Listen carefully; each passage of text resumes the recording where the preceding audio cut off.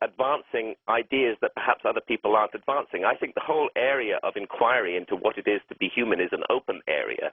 I don't think it belongs to a particular group of people like academics.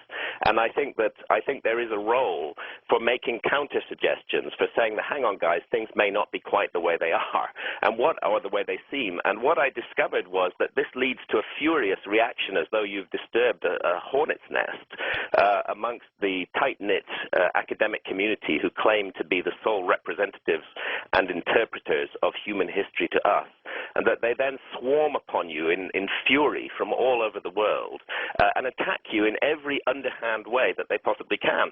So I ended up for quite a while, rather than really advancing new ideas, which I wanted to do, fighting with these incredibly boring guys, and they mainly are guys, you know, and so it becomes a sort of male ego fest, which I really detested. So I actually made a decision in this book, in Supernatural, that I was going to focus on an area that even the mainstream academics agree is truly weird.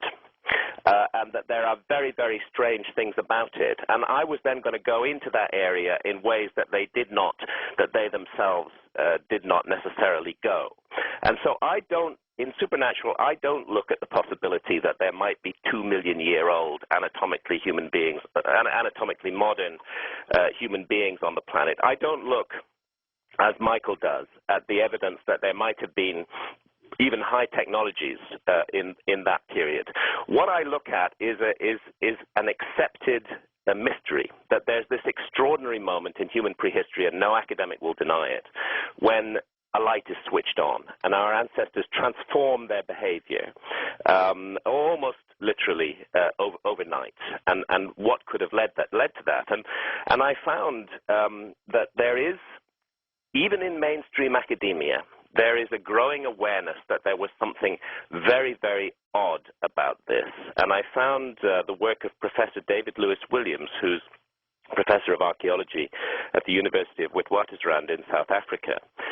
For 20 years, really from the mid-'80s through until past the year 2000, he conscientiously and vigorously advocated an alternative point of view as to what it was that switched our ancestors on 40-odd thousand years ago. And gradually, because his arguments are so thorough and his field research is so beautifully documented, more and more of the mainstream academic community came round to his point of view. And this point of view, which is central to my argument in Supernatural, I would say now is almost universally accepted by mainstream academics. What they don't accept are the onward implications of that point of view. And to cut a long story short, that point of view is that our ancestors created these extraordinary cave paintings and manifested this amazing quantum leap forward in their overall behavior as beings because they had experienced altered states of consciousness, that they had encountered psychedelic plants, and that they had begun to use these systematically. Their shamans had begun to use them systematically to enter alternative states of consciousness, and that in those states of consciousness they experienced visions and encounters with entities and beings, which they then, when they returned to a normal state of consciousness, depicted. The earliest documents of human history they depicted on the walls of the painted caves, and thus they document their encounters with their beings. Now, this is where thus far and no further do I go with the mainstream academics, because they then stop and say, oh, well, of course the art was majestic, and of course there was a fantastic leap forward in human behavior, but they were just having hallucinations, and there's no real fundamental meaning to this.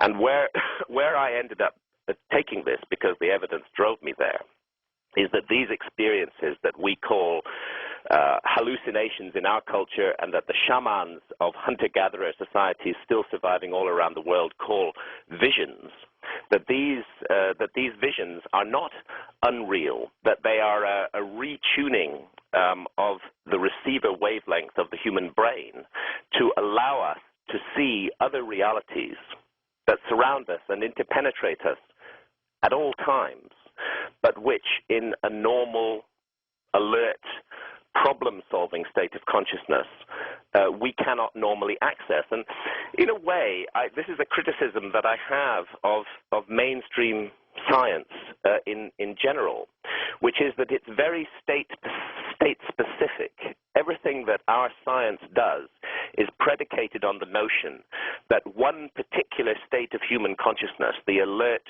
problem-solving state of consciousness that we find useful to function in business and the military and commerce in the modern world, that this is really the only state of consciousness and that there are no other valid states of consciousness, right. And thus our science refuses to investigate other states of consciousness. In fact, perversely, or perhaps not perversely, it is very narrow, isn't it? It's extremely narrow, and actually not only do they not investigate the vast range of human consciousness, not only do they not investigate it, but they've actually, in collaboration with governments, made it pretty much illegal to investigate it.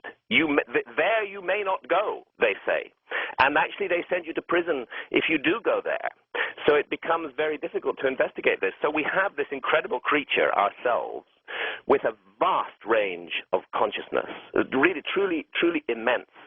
And we have decided that we are really only interested in a tiny, narrow sliver of that vast range of potential, and that we will focus only on that, and that all our experimental methods and all our so-called scientific approach will be based on the notion that that is the only valid form of human consciousness. And as a result, we rule out almost the entire range of human potential in our investigations. So no wonder, in my opinion, modern science, while achieving great things in the narrow material band, is so screwed up and leads us to so many problems. Graham, why do we need the mood-altering substances in order to reach that state of consciousness? Why can't we do it without it? Some of us don't need the mood-altering substances or the consciousness-altering substances, but many of us do.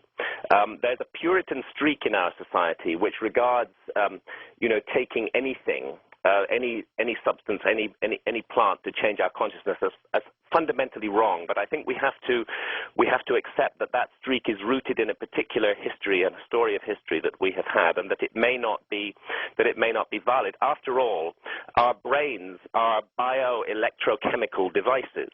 Everything that we experience is experienced through the chemistry of our brains. I mean, go try and have an experience without any neurotransmitters.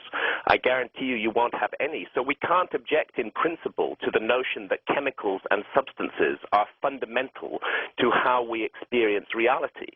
It's just illogical to object to that when we actually look at brain chemistry.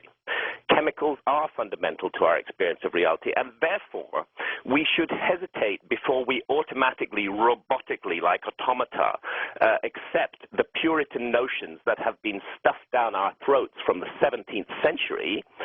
We should hesitate before we fully accept those and consider the possibilities that since all our experiences are mediated by neurochemicals, it may be interested to explore the range of experiences by altering the neurochemical balance of the brain, specifically and deliberately, as shamans have done for tens of thousands of years, using plants that have co-evolved with us on this planet. I think we need to rid ourselves of that knee-jerk puritanical reaction, which frankly is not thought through and is not based on any logic. And here's the thing. We are physical beings for sure.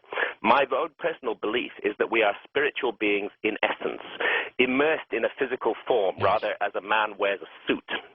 In order to live and survive and thrive in the physical world, we have to be connected to that physical world. It's very important that we understand the laws of physics in this physical realm, and that we function. And in fact, our day-to-day survival depends on us being able to function in this physical realm. But the fact that being the case, it leads us to exclude all other kinds of consciousness. Let's pick it up from there, Graham, when we come right back. Graham Hancock, our special guest tonight. Wow, we'll be back. Well, if you're thinking of something novel as a gift, you might want to consider the After Dark magazine. It's a great magazine, full color. Go to coasttocoastam.com to subscribe, or call 1-888-727-5505. And welcome back to Coast to Coast. I'm George Norrie with Graham Hancock, our special guest tonight. Graham, you also talk in Supernatural about the case of spirits and aliens and fairies, that they could all be one and the same. Tell me about that. Yes. Well, this is coming to the coming to the same thing. In fact, if I could just pick you up for a moment Sure. on what we were saying. I'm a little heavy. At the end